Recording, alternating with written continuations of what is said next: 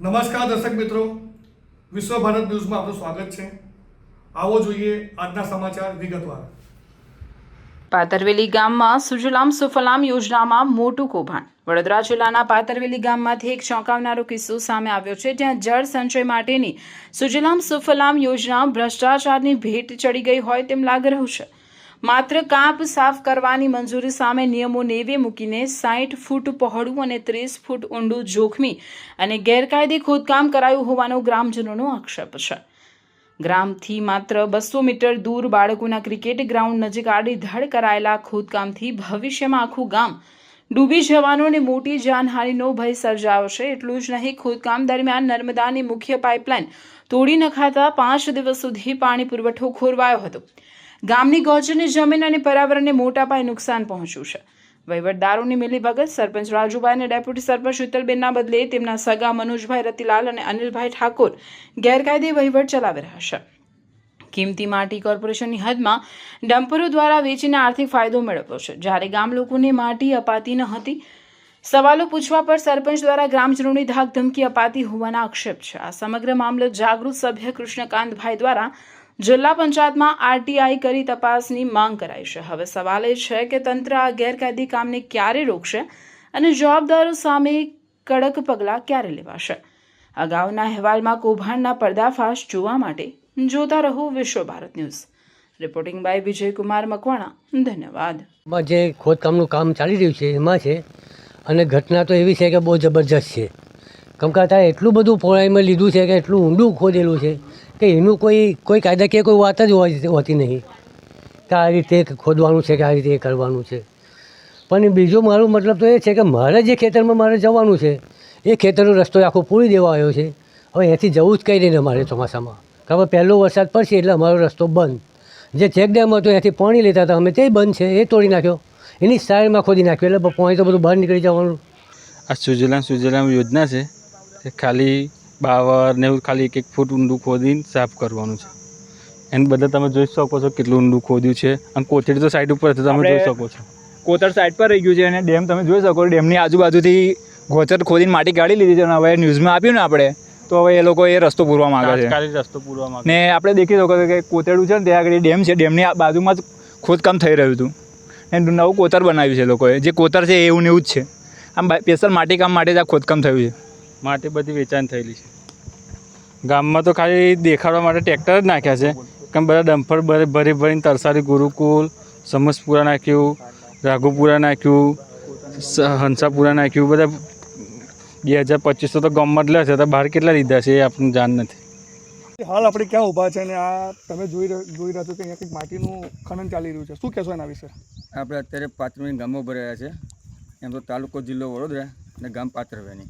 હવે આ જે કામ ચાલી રહ્યું છે એ તો બધા કહે છે કે સુજલામ સુફલામ યોજનામાં ચાલી રહ્યું છે, પણ કોઈ પેપર અમારા જોડે છે નહીં, કંઈ વસ્તુ છે નહીં, એટલે અમે કંઈ કહી ન શકીએ। તો 100% આ છે ભૂમાફિયાવાળા, મતલબ કે આ માટીનું વેચાણ જ થઈ રહ્યું છે એમ લાગે છે અમને, અને મને આખા ગામને લાગે છે। પણ આ જે વસ્તુ ચાલી રહી છે એટલે ગામના જે છે સરપંચ છે, ડેપ્યુટી સરપંચ, એ બધા માથા ભરે છે, એટલે કોઈ સામે આવવા માગતા નથી।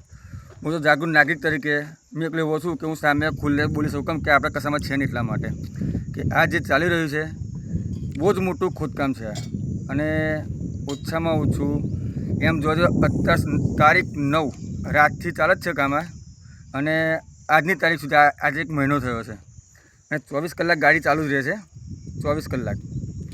શું આમાં કોઈ રાજનીતિ ખરી? હા, રાજનીતિ જોવા મળે છે, એમ લાગે છે કે 100% રાજનીતિ હશે આની અંદર। તો આ કોઈ પરમિશન વગરનું કામ થઈ રહ્યું છે? હવે અમારે તો જો કોઈ પેપર અમારા જોડે છે નહીં, એ લોકો અમે પૂછેલું તો એમ કીધું કે કોર્ટ કચેરી ખુલ્લા છે, તમારે જ્યાં જવો ત્યાં જાઓ, એમ જવાબ આપો છે ડેપ્યુટી સરપંચ, અને આપણે જોડે રેકોર્ડિંગ પણ છે એ ભાઈનું।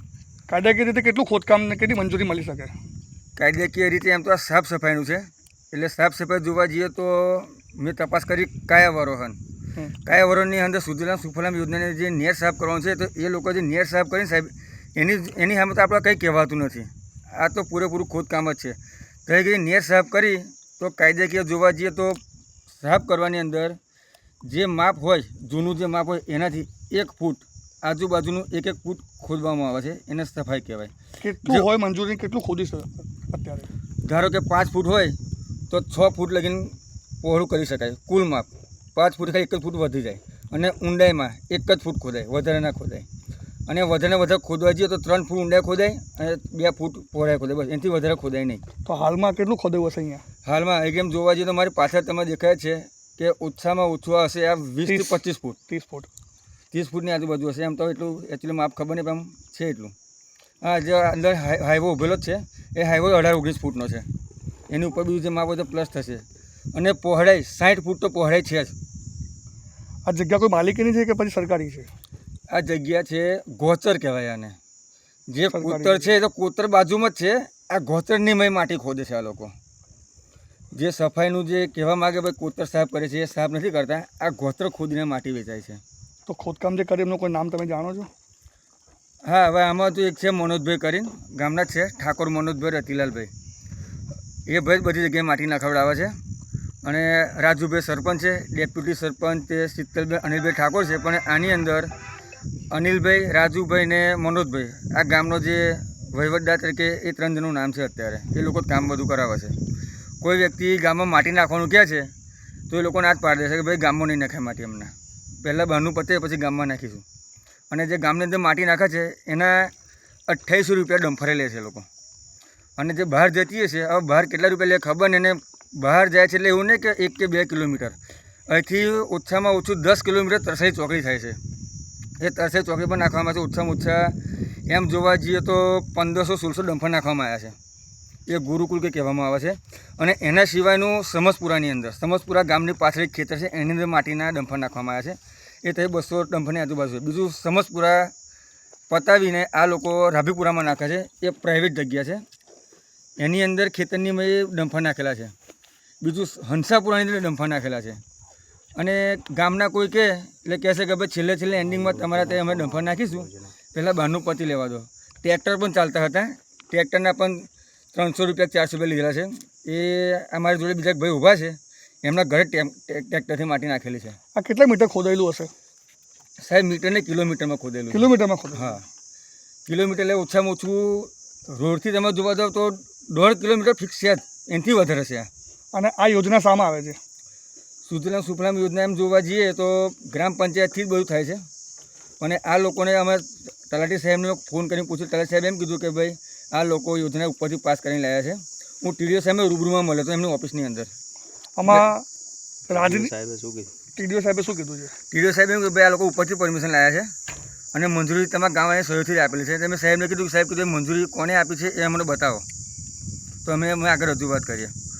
ટીડીઓ સાહેબ, ડીડીઓ સાહેબ બંનેને અમે આરટીઆઈ માટે કાગળ આપીને આવેલા છે. ગામના લોકો શું કહે છે? ગામના લોકો આ જે માટી ખનન થઈ રહ્યું છે તેના માટે કંઈક વિરોધ નોંધાવી રહ્યા છે કોઈ? સાહેબ વિરોધ બધા બહુ નોંધાયો છે, પણ એ પેલું કેવું ઓન પેપર આપણે સાહેબને આપેલું છે આરટીઆઈ લેવા માટે. આરટીઆઈ આવે એટલે પછી આપણે આગળ કામ લઈએ. પણ વસ્તુ છે કે ગામના લોકો આગળ આવવા માગતા નથી, કે આ બધા માથા ભારે છે. કોઈ રાજકીય નેતાઓની સંડોવણી ખરી આમાં? હા ખરી. શું નામ છે, કોઈ જાણો તમે? નામ તો જાણતા નથી, પણ એમ કહે છે કે ભાઈ નેતાએ કીધેલું છે એટલા માટે આપણે આ કામ કરીએ છીએ. તમને શું લાગે છે આ કૌભાંડ છે? 100% કૌભાંડ છે સાહેબ. ને જે 100% કૌભાંડ છે. સરપંચ શું કહે છે? અહીંના સ્થાનિક સરપંચનું શું કહેવું છે? સ્થાનિક સરપંચને તો આપણે પૂછેલો કોઈ જવાબ આપતા નથી. સરપંચ એવું જ કહે છે કે ભાઈ બધું લીગલ જ છે, તમારે જેને મળવું તેને જ્યાં જવો ત્યાં જાઓ. આપનો પરિચય? મારો પરિચય, હું ગામનો જ છું. આપણું નામ કહો. જયદીપસિંહ ઠાકોર. અને આ કઈ જગ્યા છે અને ક્યાં આવેલી છે?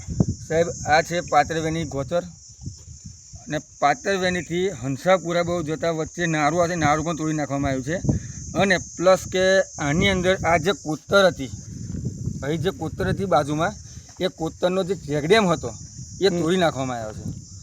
આ છે સુજલામ સુફલામ યોજના એટલા માટે કે પાણી સંગ્રહ કરવા માટે, કે પશુ પક્ષીને ગરમીના વાતાવરણમાં પાણી મળી રહે, કે પછી કોઈ ખેડૂતને ખેતરની અંદર પાણી જોઈતું હોય તો ચેક ડેમ બાંધેલો હોય તો પાણી જે સંગ્રહ થયેલું હોય તો ખેતરમાં પાણી લે તો કોઈ પાક પાકે, એટલા માટે પણ ચેક ડેમ પણ તોડી નાખવામાં આવ્યો છે. હવે સરપંચ સાહેબ એમ કહે છે કે રોડ મંજૂર કરાયો છે પાત્રવેનીથી હંસાપુરા અને પાત્રવેનીથી રાભીપુરા. એક પેપરના કટ પીસમાં આવેલું છે અને સભ્યની બુવારી સાથે આવેલું છે. સાહેબ આટલું બધું ખોદકામ છે. હવે આ લોકો અહીંથી રસ્તો પસાર કરશે તો વચ્ચે જે બ્રિજ બનાવશે, હવે બ્રિજ બનાવશે કારણ કે મંજૂર થશે ત્યારે ને, હજુ એ બ્રિજનું કોઈ મંજૂરી છે નહીં. અને આ રોડ બનાવવાનું કે રોડ કેમનો બનાવશે એ ખબર પડતી નથી. તો હવે એમ જોવા જઈએ તો કદાચ સરપંચ સાહેબના છેડા ઉપર લગીને હોઈ શકે, તો પછી એ ડાયરેક્ટ વાત કરતા ને મંજૂરી વગર હું રોડ બનાવી શકું એમ. હવે મીડિયાવાળાએ તો કહું છું કે ભાઈ તમારો ખૂબ ખૂબ ધન્યવાદ કે આટલા ગરમીમાં તમે ગામનો સપોર્ટમાં તમે આવ્યા હવે ગ્રામજનો માટે, તમારો ખૂબ ખૂબ આભાર.